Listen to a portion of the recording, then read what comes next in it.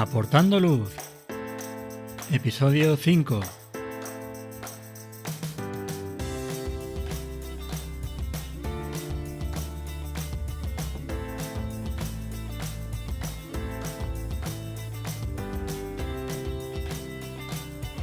Hola, ¿qué tal? Bienvenidos un día más a este nuevo episodio de Aportando Luz, el podcast en el que hablamos de fotografía nocturna, su técnica, consejos y equipo.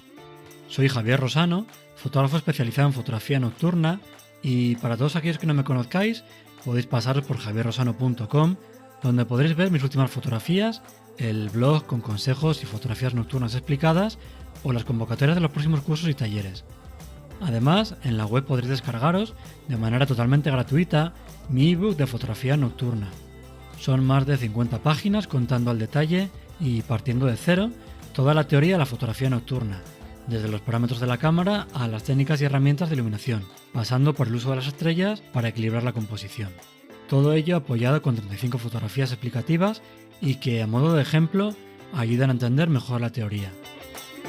En este nuevo episodio os voy a contar por qué me gusta a mí la fotografía nocturna y además qué tipos de disciplinas hay. Pero antes vamos como siempre con el artículo fotográfico destacado de este episodio. Hoy, más que de un artículo, os voy a hablar de un material que vamos a poder utilizar en muchas situaciones, que no es otro que la goma eva. Para los que no la conozcáis, la goma eva es un material que es plástico, es flexible y es muy moldeable. Lo normal es que lo encontréis en láminas de tamaño folio o tamaño A3 y es muy utilizado para hacer manualidades, porque es muy fácil para pegar, recortar o incluso doblar. Hay ocasiones en fotografía nocturna en las que no vamos a tener otra opción más que entrar en el encuadre para iluminar, por lo que va a ser muy fácil que la cámara capte la linterna. Para evitar que esto ocurra, yo utilizo ahora viseras flexibles fabricadas con una impresora 3D y que se adaptan además muy bien a cada situación y a cada linterna. Pero antes de utilizar estas viseras, utilizaba siempre goma eva y además con muy buenos resultados. ¿Y cómo se puede hacer una visera? Bueno, pues solo hay que comprar goma eva, eso sí, de color negro, para que además de que impida el paso de la luz de la linterna hacia afuera, no refleje tampoco cualquier luz que venga desde fuera. Una vez que tenemos ya nuestra lámina, le damos forma de cono, la recortamos y la colocamos en la parte delantera de la linterna. De esta forma vamos a conseguir que la luz de la linterna salga sin problema para poder iluminar nuestro sujeto y, además de controlar su haz, vamos a evitar también que la cámara vea la linterna. Esto es muy útil, como os decía antes, pues para los casos en los que vamos a entrar dentro del encuadre para iluminar y no queremos tampoco que la cámara vea la fuente de luz. Esto es lo que ocurre casi siempre en fotografía nocturna de paisaje. Aunque es un material que se puede comprar en cualquier papelería, os dejo un enlace por si lo queréis comprar por internet. Y hasta aquí el artículo recomendado del episodio de hoy. Ahora ya sí, os voy a contar por qué me gusta a mí tanto la fotografía nocturna y el objetivo no es tanto que conozcáis qué razones tengo yo, que también, sino que algunas de estas razones os pueda servir a vosotros para motivaros y para incentivaros a que sigáis saliendo o empecéis a salir, si no lo hacéis ya, a hacer fotografía nocturna. Hay una cosa que está clara y es que la fotografía nocturna es una disciplina que es muy complicada. Nos exige como norma general desplazarnos muchos kilómetros, vamos a pasar frío, vamos a estar cansados, además vamos a acceder a lugares que están en ruinas donde podríamos sufrir cualquier percance y a pesar de todo esto, no somos pocos los que salimos de manera más o menos frecuente a practicar la fotografía nocturna. Si es tan complicado y exige tantos sacrificios, ¿por qué lo hacemos? ¿Estamos locos? Bueno, pues a priori podría parecer que sí, y yo de hecho creo que, por lo menos en mi caso, un puntito de locura y de gusto por la aventura sí que tenemos. Pero también hay otros motivos de peso detrás que yo he dividido en 3 grupos y que os voy a contar ahora. El primer grupo serían los criterios que son más objetivos y son razones desde un punto de vista puramente fotográfico. La fotografía se basa principalmente en la luz y esto hace que en una fotografía de atardecer o incluso una fotografía urbana donde no vamos a aportar iluminación, la luz que vamos a tener va a ser la misma obviamente para todos los fotógrafos que están ahí. De esta forma, las fotografías que vamos a realizar van a ser más o menos parecidas.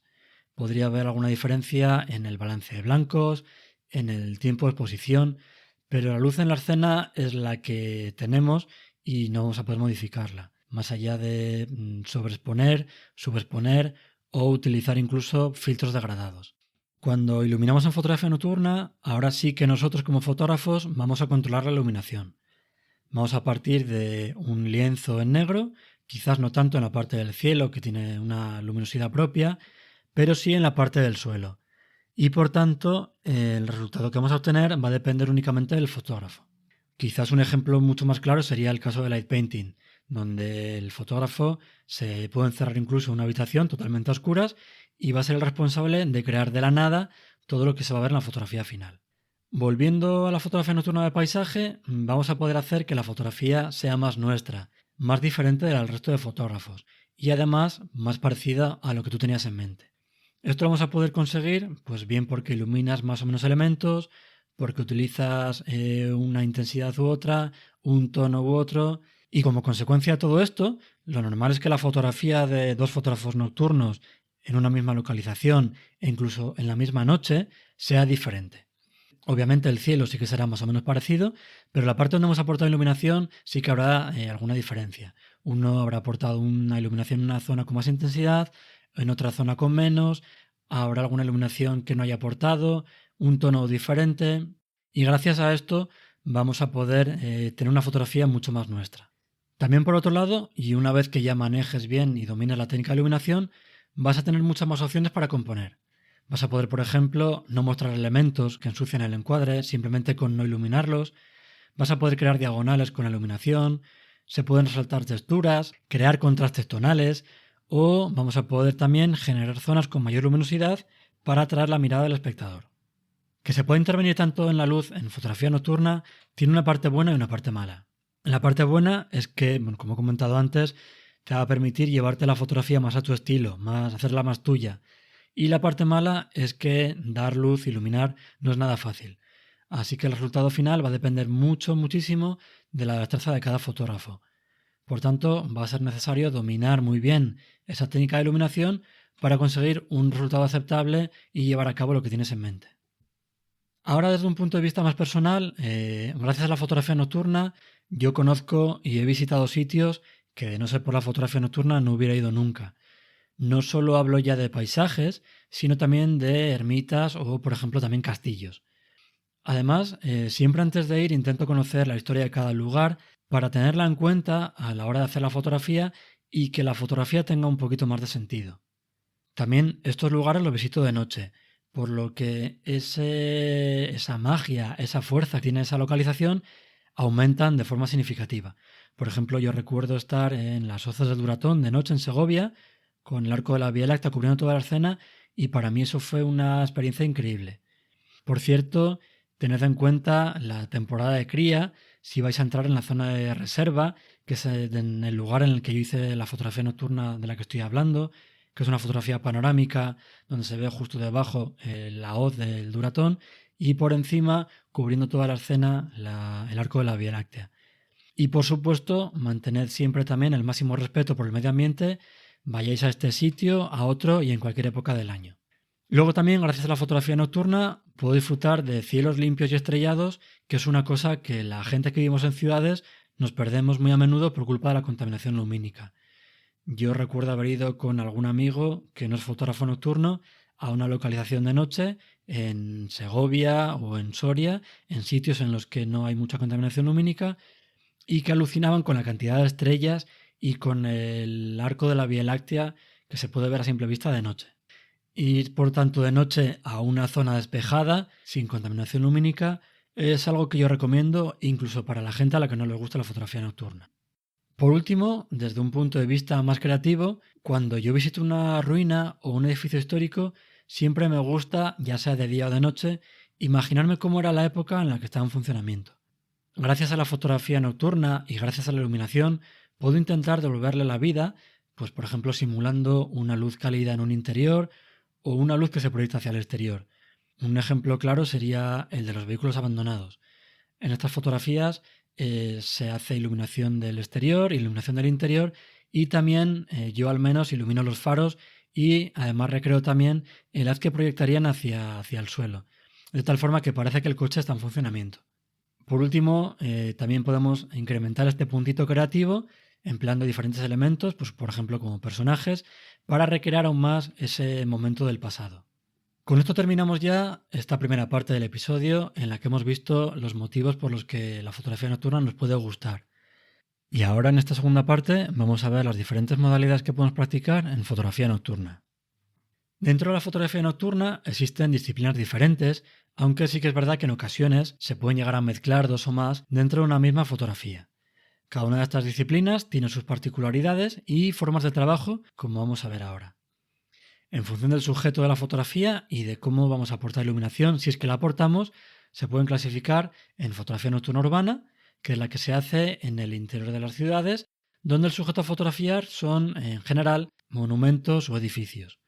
Son localizaciones que son muy accesibles, vamos además a estar en entornos que están iluminados, por lo que no vamos a tener grandes problemas de perder elementos, de tropiezos o de cualquier accidente, por lo que es una disciplina con la que se suele comenzar en fotografía nocturna. No obstante, también tiene su complejidad, y es que nos vamos a encontrar con distintos tipos de iluminación, diferentes temperaturas de color, diferentes intensidades, que debemos controlar sobre todo en el procesado. Es una disciplina en la que el fotógrafo rara vez aporta iluminación y se va a aprovechar de la luz propia de la ciudad. Así como en otras disciplinas solemos esperar a las horas de mayor oscuridad para poder captar el máximo número de estrellas en el cielo, en fotografía nocturna urbana nos interesa aprovechar la hora azul, que es ese momento en el que el cielo tiene un tono azul bastante intenso y con cierta luminosidad, para intentar equilibrar así las luces que tenemos en la parte del suelo, la iluminación de las farolas, de los edificios o las estelas de los coches con el cielo.